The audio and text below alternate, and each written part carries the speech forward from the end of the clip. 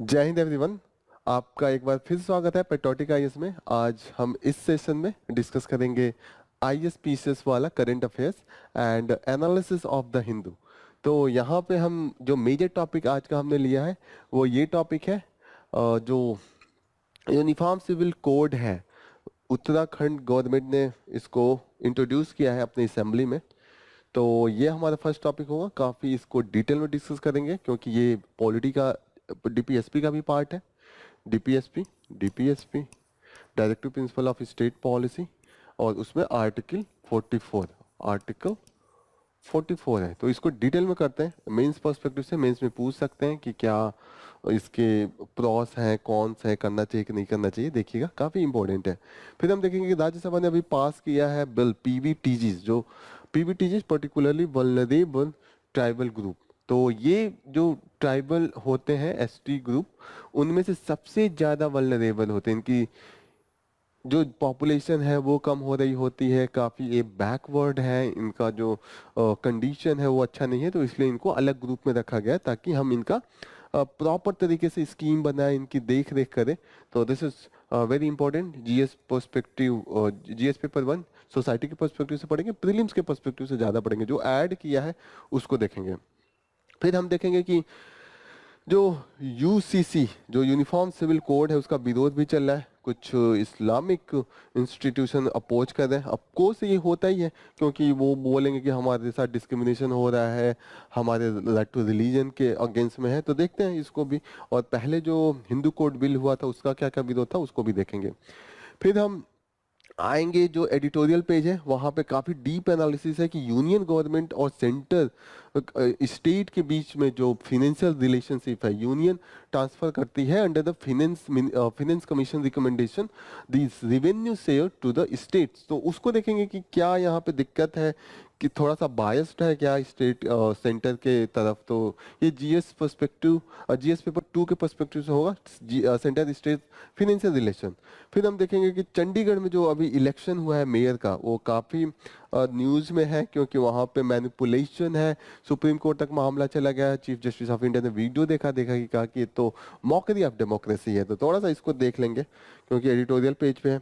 Interim budget का जो अभी कॉन्टेक्स्ट देखा था कि, और जो फिजिकल डिफिसिट है उसको कम किया है। 5.8 था, 5.8 से 5.3, 5.1 तक ले जाने की बात हो रही है।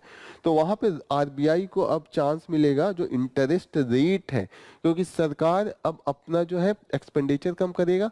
तो आरबीआई को चांस मिलेगा कि ये अपना इंटरेस्ट रेट कम करे ताकि ज़्यादा से ज़्यादा बैंक्स बारो करें और उसके बाद वो लोगों को ज़्यादा से ज़्यादा लेंड करे। तो ओवरऑल मार्केट में मनी जाए और नई नई एक्टिविटीज हो, इकोनॉमिक एक्टिविटीज हो, फिर उसमें इंप्लॉयमेंट जनरेशन के चांस होते हैं। लास्ट में हम देखेंगे एक आर्टिकल है, बहुत ही फिलोसफिकल है। वो बात करता है कि किसी भी इवेंट को जानने के पहले उसके हर इस एक एस्पेक्ट को जानना बहुत जरूरी होता है। तो यहाँ पे थोड़ा सा एनालिसिस है, तो इसको सोसाइटी एंड एस्से के पर्सपेक्टिव से देखेंगे। अगर फिलोसफिकल एस्से आता है तो that will be very important. तो GS paper 2, GS paper 3, GS paper 1 सारे टॉपिक से कुछ ना कुछ हम कवर कर रहे हैं आज के भी टॉपिक, आज के भी सेशन में। तो स्टार्ट करते हैं front page, Uttarakhand tables UCC bill in the assembly. तो स्टार्ट हम करते हैं कि इसका बैकग्राउंड क्या है। बैकग्राउंड ये है कि ऑलरेडी कॉन्स्टिट्यूशन में है, आर्टिकल 44 कहता है कि स्टेट का ये रिस्पॉन्सिबिलिटी है कि there should be the uniform personal law, जो कोडिफिकेशन हो, ताकि जो डिस्क्रिमिनेशन है, जैसे irrespective of the all the religion, they have discriminated the womens and the marginalize section. तो वुमेन्स एक तरीके से एक काफ़ी एक लार्ज पॉपुलेशन है जो मार्जिनलाइज्ड है। तो उसके रिस्पेक्ट में था। तो इसी के केस में हिंदू कोड बिल आया था। हिंदू कोड बिल भी इजी नहीं था, काफ़ी डिफिकल्ट था हिंदू कोड बिल को भी पास कराना। उसका आप कॉन्टेक्स्ट देखिएगा, नेहरू जी को काफ़ी फाइट करना पड़ा था, अंबेडकर ने रिजाइन भी दे दिया था गुस्सा के।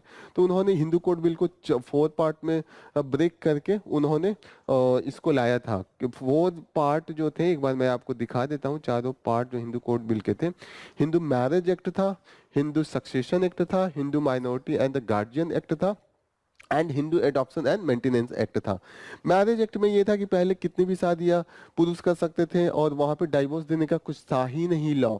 एक बार शादी हो गया तो माना जाता था 7 जन्मों तक, और despite whatever the relationship is there, divorce नहीं हो सकता था। तो देखते थे पहले काफी जो जल के मरने की घटनाएं होती थी, अभी भी देखिएगा जो काफी रिजिड सोसाइटी उसमें ये काफी देखने को मिलता है। और वुमेन्स के साथ कई शादी करना वो काफी कॉमन था। तो नेहरू जी अंबेडकर का ये एकदम अंबेडकर, डॉक्टर अंबेडकर का ये बहुत बड़ा कंट्रीब्यूशन माना जाता है कि वुमेन्स राइट में। तो वो चाहते थे जल्दी आए, फिर जो राइट विंग होता है हर एक जो रिलीजन होता है वो उसका विरोध करता है। फिर सक्सेशन का था, वुमेन्स को प्रॉपर्टी में राइट नहीं था, इसको सुधारा गया। हिंदू माइनॉरिटी एंड गार्जियनशिप था कि छोटा बच्चा है उसका गार्जियन कौन होगा अगर बच्चा माइनर है, ठीक है।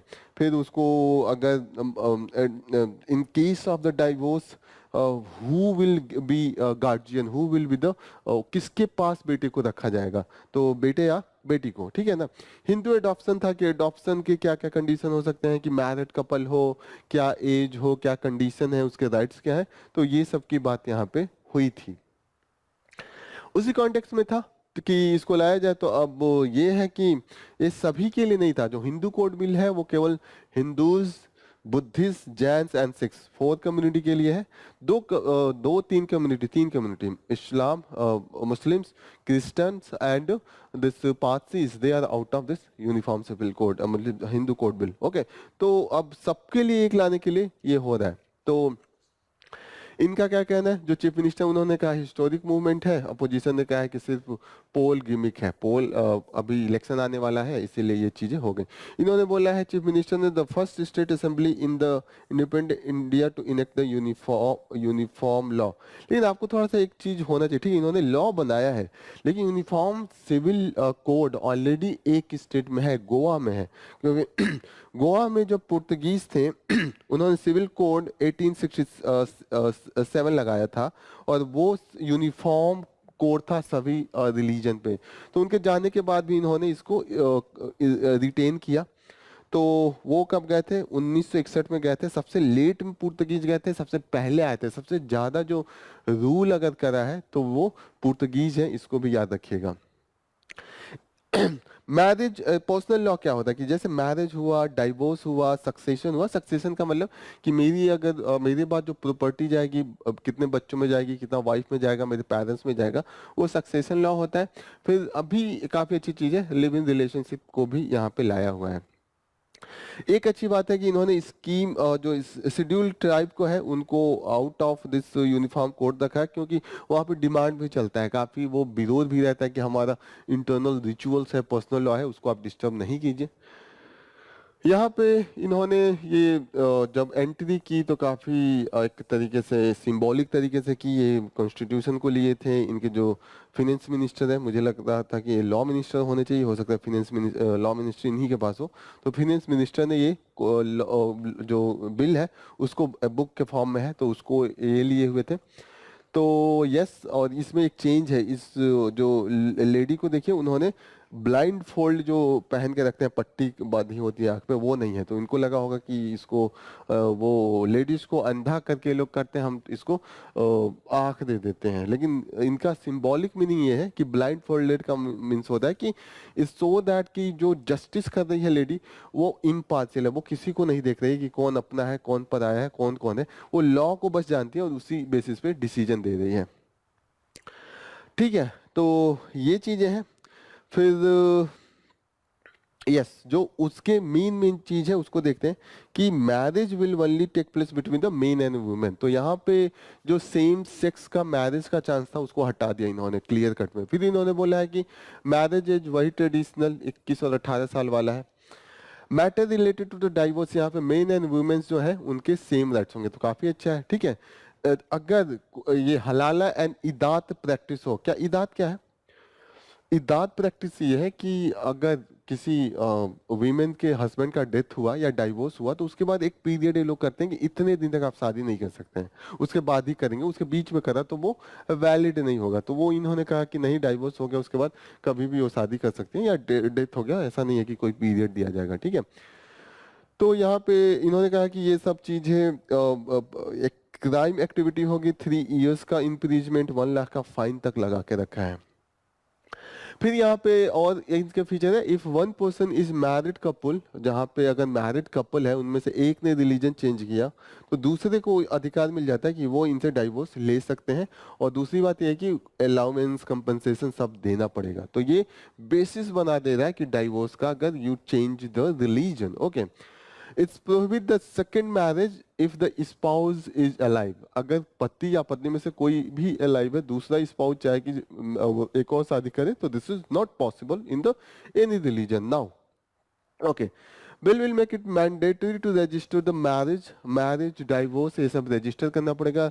लिव इन रिलेशनशिप में है तो भी आपको जाके रजिस्टर करना पड़ेगा with in a month. Okay, यहाँ पे एक चीज और है कि अगर डाइवोर्स और द डोमेस्टिक डिस्प्यूट के केस में जो बच्चा है वो 5 साल की एज में बिना किसी की सुनवाई के 5 इयर्स तक मदर को दे दिया जाएगा। तो ये है children born out of the live in relationship. इसको लेजिटिमेट एंड इलेजिटिमेट का जो चक्कर रहता है उसको हटा के उन्होंने बोला कि सारे लेजिटिमेट हैं। पहले इस लेजिटिमेट एंड इलेजिटिमेट पे कॉन्स्टिट्यूशन असेंबली में भी काफी बहस चला था। एक क्लिप आप देखें यहाँ पे। I couldn't agree with Amrut Kaur ji more. Let me go further while on the topic of children.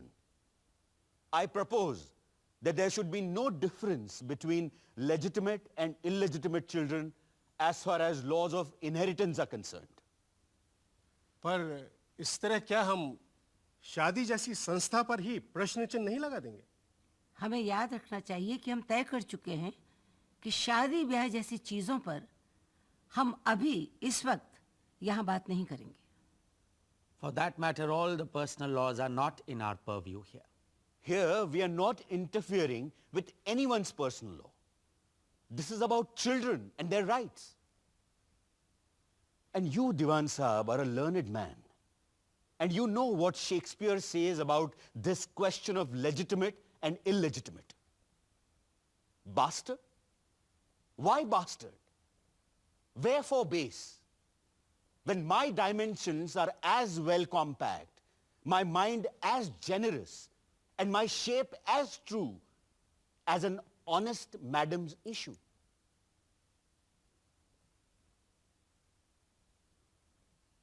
अब शेक्सपियर का जवाब देना थोड़ा मुश्किल हो जाता है, तो एक काम करते हैं, इस विषय पे वोट कर लेते हैं। Those in favor of Dr. Ambedkar's proposal, please raise your hands.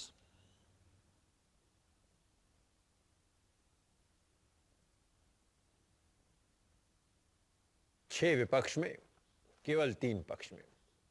क्या कर सकते हैं अंबेडकर जी? कभी जीत, कभी हार।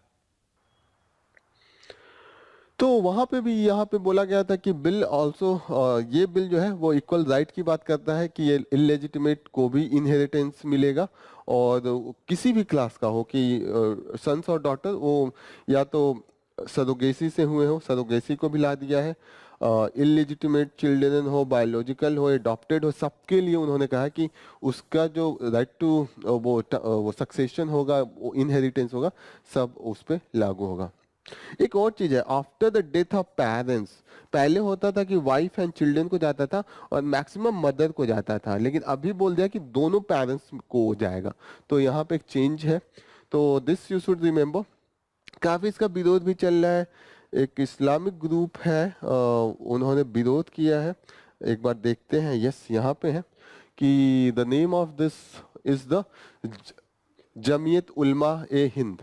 ठीक है, तो ये बोल रहे हैं कि this is not as per our rule, and it is not as per the, this is like the discrimination with us, because you are providing, you are giving exception to the ST scheduled tribe, and yes scheduled tribe, and yes scheduled tribe को जो हमने दिया है वो sub section 342 of the chapter 25 of the article 366 के under में इनको दिया गया है। इन्होंने बोला कि आर्टिकल 21 एंड आर्टिकल 25 के भी अगेंस्ट में है, क्योंकि आर्टिकल 25 जो राइट टू रिलीजन की बात करता है। तो this civil code has been very much emotional issue. Even जब हिंदू कोड बिल आ रहा था तो वहां पे भी काफी इशू था। एक आप वीडियो देखिए तो आपको लगेगा कि क्या उनके पास वाकई जन्नत है।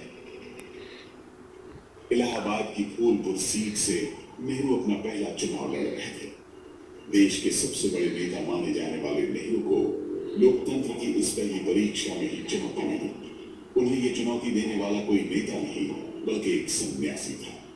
नाम था प्रभुदत्त ब्रह्मचारी। सन्यासी प्रभुदत्त का चुनाव लड़ने का सिर्फ एक ही मकसद था, हिंदू कोड बिल पर नेहरू का विरोध। नेहरू जी कुछ इस तरह के कानून लाकर ये प्रमाणित करना चाहते थे कि उन्होंने युगांतरकारी परिवर्तन कर दिया है, उन्होंने समाज को नई दिशा दे दी, ये संभव नहीं था। तो मुझे लगता है हिंदू कोड बिल के साथ नेहरू जी न केवल सिर्फ तत्वावधान लोगों का विरोध झेल रहे थे, करपात्री जी, स्वामी करपात्री जी हों, प्रबोधन ब्रह्मचारी हों, पुष्पम टंडन हों, राजेंद्र प्रसाद हों, वो उन सब लोगों को भी खेल कर रहे थे जो इतने बड़े नेता नहीं थे मगर पारंपरिक लोग थे। उन्हें लगता था कि हमारे पारिवारिक जीवन में, हमारी धार्मिक परंपराओं में हस्तक्षेप सरकार कर रही है और अल्पसंख्यकों में नहीं कर रही है। उस वक्त देश में नेहरू का जो पद था उसके आगे कोई ये सोच भी नहीं सकता था कि उनके सामने कोई टिक सकता है।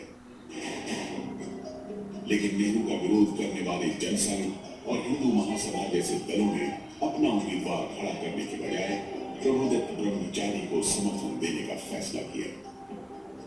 प्रभुदत्त ब्रह्मचारी ने बड़े ही निराले अंदाज से चुनाव लड़ा। उन्होंने न कोई रैली की न ही कोई भाषण दिया। वो तो बस गेरुए कपड़े पहनकर साधुओं की टोली के साथ निकल जाया करते थे। उनके साथ ही भजन गाते और प्रभुदत्त जी उनकी धुन में झूमा करते। पूरे चुनाव प्रचार के दौरान उन्होंने खुद एक शब्द भी नहीं बोला। भजन के बाद उनका कोई शिष्य एक पर्चा पढ़कर लोगों को सुनाया करता था। इस पर्चे में नेहरू जी को यह चुनौती दी गई थी कि या तो वो ये साबित करें कि हिंदुओं में बहुमत हिंदू कोड बिल के पक्ष में है या फिर हिंदू कोड बिल को हमेशा के लिए भूल जाए। उस वक्त नेहरू के चुनाव क्षेत्र में करीब 7 लाख मतदाता थे। प्रभुदत्त ब्रह्मचारी इन पर्चों के जरिए ही मतदाताओं तक अपनी बात पहुंचा रहे थे। उनके पर्चे की करीब 76,000 कॉपियां बन चुकी थी। नेहरू ने ब्रह्मचारी के इस पर्चे के जवाब में यह ऐलान कर दिया कि चाहे कुछ भी हो जाए वो पीछे नहीं हटेंगे। मैं हिंदू कोड बिल पास करवा के रहूंगा, चाहे मैं चुनाव जीतूं या हारूं। मैं चुनाव हिंदू कोड बिल के मुद्दे पर ही लड़ूंगा और यह बात मैं ब्रह्मचारी जी को लिख के दे सकता हूं। नेहरू ये बात बखूबी जानते थे कि अगर कांग्रेस चुनाव जीतती है तो वो पहले से ज्यादा ताकत के साथ हिंदू कोड बिल पास करवा पाएंगे। फिर भी हवा के रुख को देखते हुए उन्होंने चुनाव के ठीक पहले थोड़ी नरमी दिखाई और कहा कि हिंदू कोड बिल दोबारा पेश जरूर होगा, लेकिन कुछ बदलाव के साथ। नतीजा ये हुआ कि चुनाव में नेहरू के सामने प्रभुदत्त ब्रह्मचारी की बुरी तरह हार हुई और कांग्रेस ने देश भर में जबरदस्त जीत हासिल की।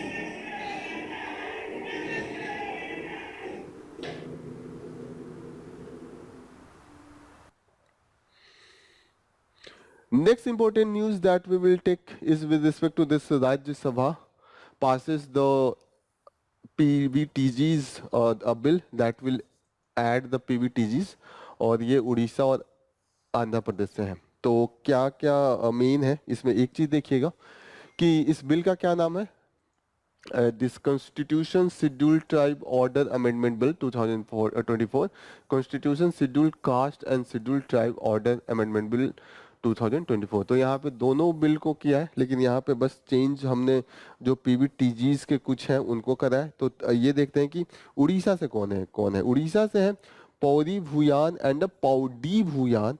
ये पहले से ही भूयान ट्राइब में थे, अब इनको एक सेपरेट कैटेगरी किया गया कि within the tribe there is the some of the differences in the rituals, that's why they have been differentiated. और उड़ीसा से ही है चुक्तिया भुंजिया, और इनका भुंजिया ट्राइब में ये थे, इनको अलग किया गया है। Bondo as the sub type of the Bondo Poraja, ठीक है ना। बोंडो पोराजा जो है ये आंध्र प्रदेश एंड खोंडो पोरजा ये दोनों आंध्र प्रदेश में, इनको अलग किया गया है। तो थोड़ा सा ध्यान रखिएगा कौन आंध्र प्रदेश से है कौन यहाँ से है, तो थोड़ा सा आपको क्लियरिटी होगा। Next important news we will take is with respect to this, ये काफी इंपॉर्टेंट है, सेंटर स्टेट के बीच में जो फाइनेंशियल रिलेशन है उस पे है। तो ये वो before that you should know that the finance commission जो है वो आर्टिकल 280 के अंडर में कॉन्स्टिट्यूट किया जा सकता है और president has the power to nominate and appoint this finance commission. एक चीफ फाइनेंस कमिश्नर रहेंगे और 4 उनके मेंबर्स होंगे। तो हर 5 साल पे या जब भी प्रेसिडेंट को लगे तो वो करते हैं और वो रिकमेंड करते हैं। तो उसी के अनुसार जो सेंटर और स्टेट के बीच में रिवेन्यू डिवाइड होता है वो हो गया। फिर जो स्टेट्स के बीच में होता है, पहले तो सेंटर और स्टेट के बीच में निकाल के रख दिया कि आप 100 में 60 ले लीजिए, आप 40 ले लीजिए। अब 40 में ये जो स्टेट्स और स्टेट्स बचे तो उनको कह दिया कि तुम 1 रुपए, आप 2 रुपए, आप 1.5 रुपए, ऐसे ऐसे ले लीजिए। 40 रुपए में उनमें बच जाता है। तो this is the case. Even this finance commission वो स्टेट गवर्नमेंट को भी सजेस्ट करते हैं कि आप अपने अकाउंट को ऐसे मेंटेन रखिए कि जो लोकल बॉडीज है उसको भी फंडिंग किया जा सके। और ये जो रिकमेंडेशन होता है ये स्टेट फाइनेंस कमीशन के रिकमेंडेशन के बेसिस पे होता है। तो देख रहे हैं कि स्टेट फाइनेंस कमीशन का रिकमेंडेशन ये पढ़ेंगे, फिर रिकमेंडेशन स्टेट गवर्नमेंट को देंगे। देखते हैं यहाँ पे 14 फाइनेंस कमीशन की बात इन्होंने कही कि उन्होंने बोला था कि 42% जो होता है वो डिवॉल्व कीजिए आप स्टेट गवर्नमेंट्स को। सेंटर और स्टेट के बीच में जो होगा 42% चला जाएगा डायरेक्ट स्टेट्स के पास, सब स्टेट्स को मिला के।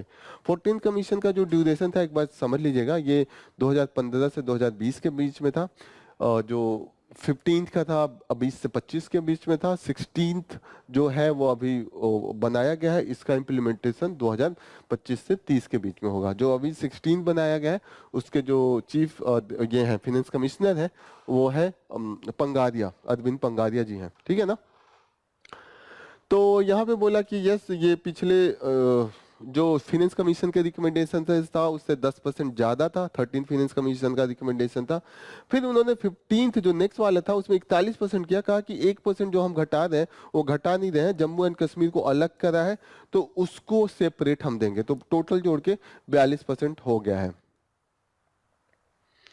यहाँ पे बोल रहे हैं कि यूनियन जो है ना वो कंटिन्यूअसली चाहता है कि इसका जो रिवेन्यू है वो इंक्रीज होता रहे और वो डिस्क्रिशनरी एक्सपेंडिचर के फॉर्म में हमेशा इसको करते हैं। तो यहाँ पे बोल रहे हैं कि कुछ कुछ एरिया है जहाँ पे उनका सेंटर अपने पास रख लेता है, जैसे कि difference between the gross and the net tax revenue. तो यहाँ पे हो गया कि कलेक्शन का जो कॉस्ट होता है वो स्टेट अपने पास ये जो यूनियन है वो काउंट करता है।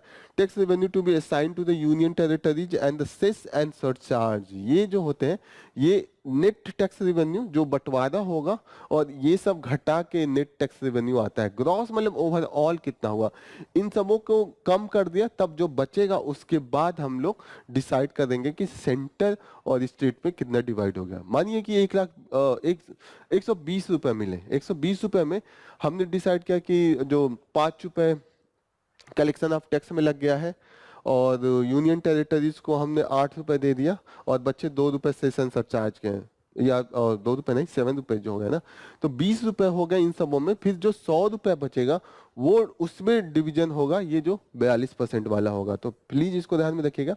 जो grant in aid centre states को देती है वो क्या है, स्टैट्यूटरी इन नेचर है, ठीक है। नॉन स्टैट्यूटरी क्या होगा, नॉन स्टैट्यूटरी जहां पे वो किसी लॉ में या कहीं कॉन्स्टिट्यूशन में मेंशन नहीं हो, वो सेंटर स्टेट के बीच में आपस में एग्रीमेंट हो, ठीक है ना। तो जैसे centrally sponsored scheme and central sector scheme होते हैं, ये नॉन स्टैट्यूटरी हैं क्योंकि इनमें कोई अलग से लॉ नहीं बनाते हैं, वो बजट में ही एक बार डिक्लेयर हो जाता है, उसके बाद वो डिसाइड होता रहता है। यहाँ पे बोला कि combined share of the statutory financial transfer in the gross revenue of the union government decline from 48 to the 35%। तो इसको ध्यान में रखिएगा कि ये कम हुआ है। तो कहीं ना कहीं अगर वो ट्रांसफर कम कर रहे हैं तो जो पैसे बच रहे हैं वो किसके पास जा रहे हैं, वो यूनियन के पास ही रह रहे हैं। फिर यहाँ पे इन्होंने बोला है कि revenue collection through the cess and surcharge is the highest and increasing. Cess और सरचार्ज हमने देखा है कि यहाँ पे वो यूनियन के पास ही रह जाता है, वो नहीं शेयर होता है स्टेट्स के साथ। तो क्या है सेस एंड सरचार्ज, एक बार मैं इसको क्लियर करता हूँ आपको। सेस एंड सरचार्ज होता है जो टैक्स अपॉन टैक्स। एक एग्जाम्पल लेते हैं कि आपने 100 रुपए का एक कार खरीदा और इस पे जो जीएसटी या जीएसटी है वो 18% है, तो 18 रुपए जो होगा 100 रुपए में आपको देना पड़ेगा, तो टोटल 118 रुपए आपको पे करना पड़ेगा, ठीक है ना।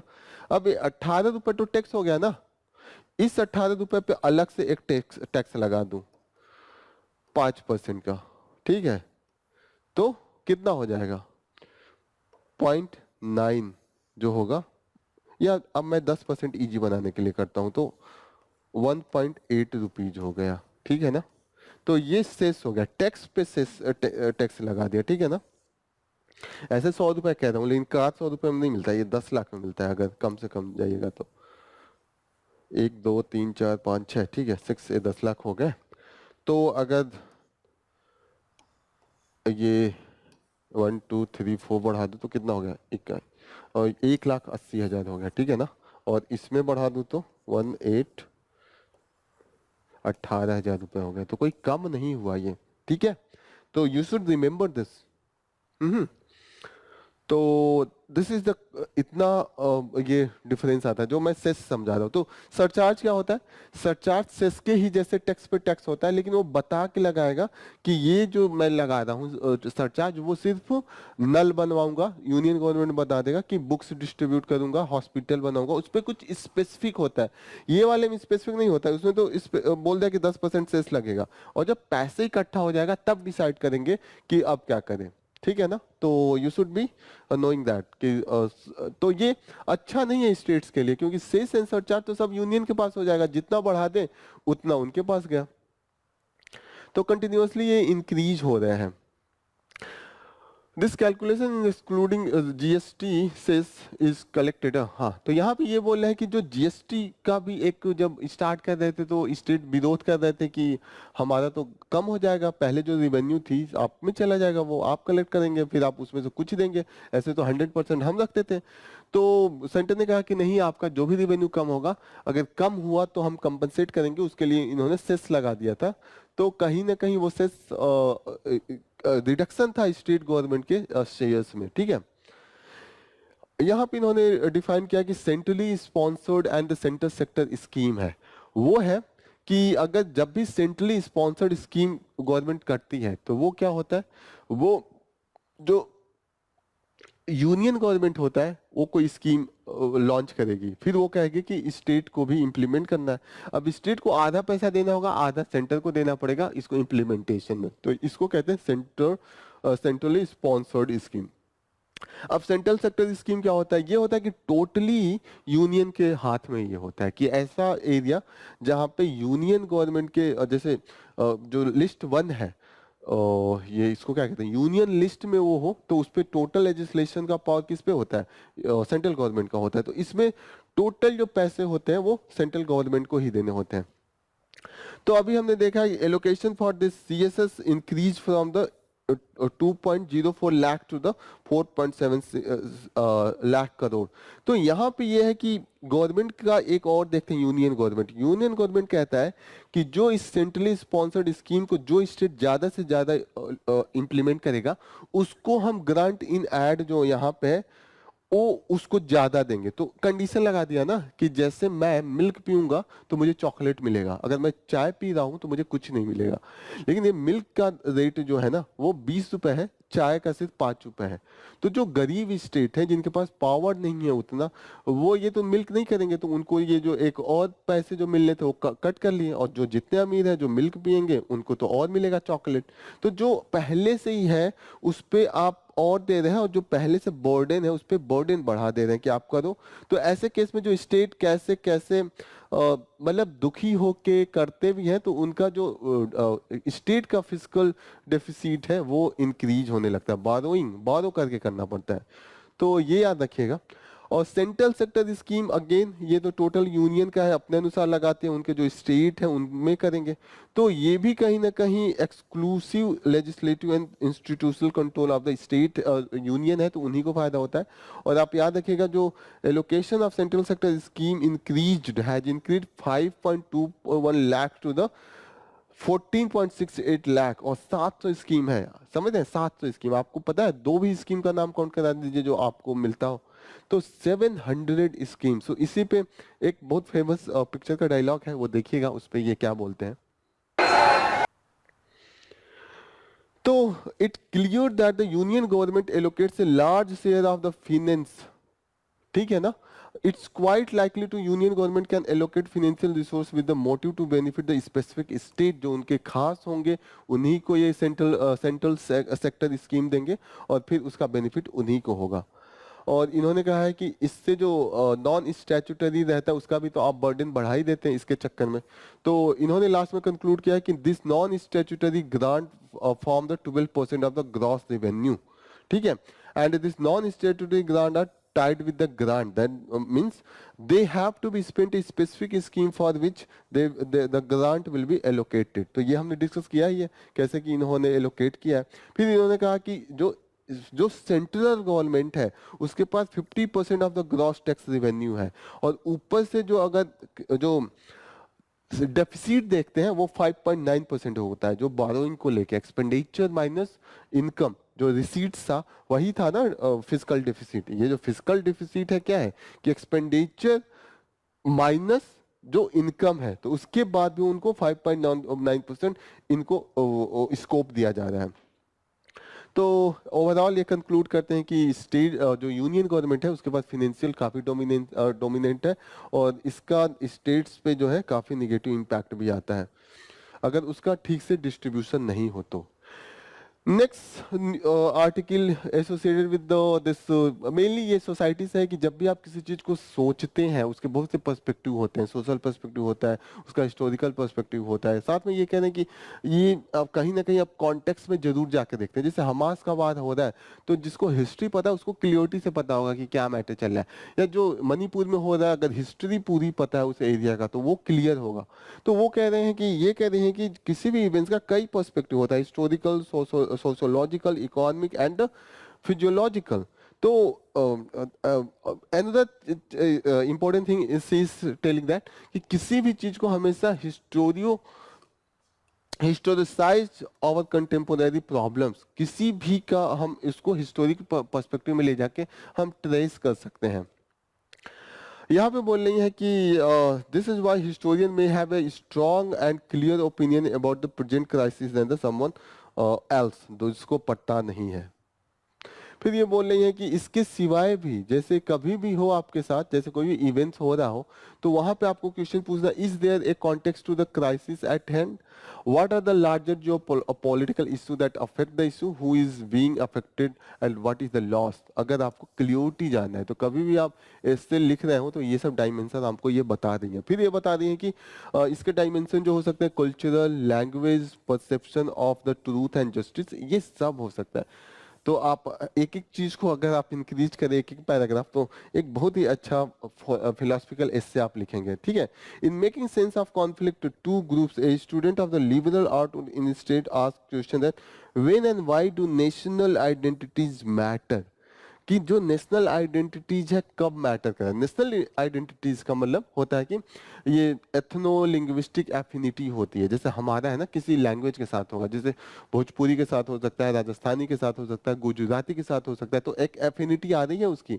तो कहीं ना कहीं हमारी नेशनैलिटी हो सकती है मराठा, एक मराठा नेशन हो सकता है, तमिल नेशन हो सकता है, नागा नेशन हो सकता है, तो आइडेंटिटी आ जाती है। Nation is the group of people with the same ethno linguistic affinity, उनकी कॉमन हो, जब देख लगे अरे ये तो मेरे जैसे बोल रहा है होता है ना, तो वो एक नेशंस का होता है। तो यही कहते हैं कि क्या नेशंस कब आते हैं, अगर नेशंस आइडेंटिटी मैटर नहीं होता तो जब हम पासपोर्ट कहीं पे भी जाते हैं तो पासपोर्ट क्यों मांगा जाता है, या कहीं भी बॉर्डर जो होता है religious and the national subjects को क्यों नहीं फ्रीली मूव करने देते हैं। तो यहाँ पे इन्होंने बोला है, फिर उन्होंने बोला है कि पावर सेंटर भी देखने की कोशिश किया जाना चाहिए किसी भी इवेंट्स में। Power centre is very much important कि कहाँ से कहाँ पावर शिफ्ट हो रहा है, उस कॉन्टेक्स्ट में भी ये होता है, ठीक है। फिर इन्होंने बोला है कि understanding how power operates within our societies that's matter. तो ये थोड़ा सा इसी डायरेक्शन में एक है, काफ़ी अच्छा है, थोड़ा आपको अपना दिमाग लगाना पड़ेगा और काफ़ी इसमें पॉइंट आ रहे हैं कि आपको क्या क्या लिख सकते हैं।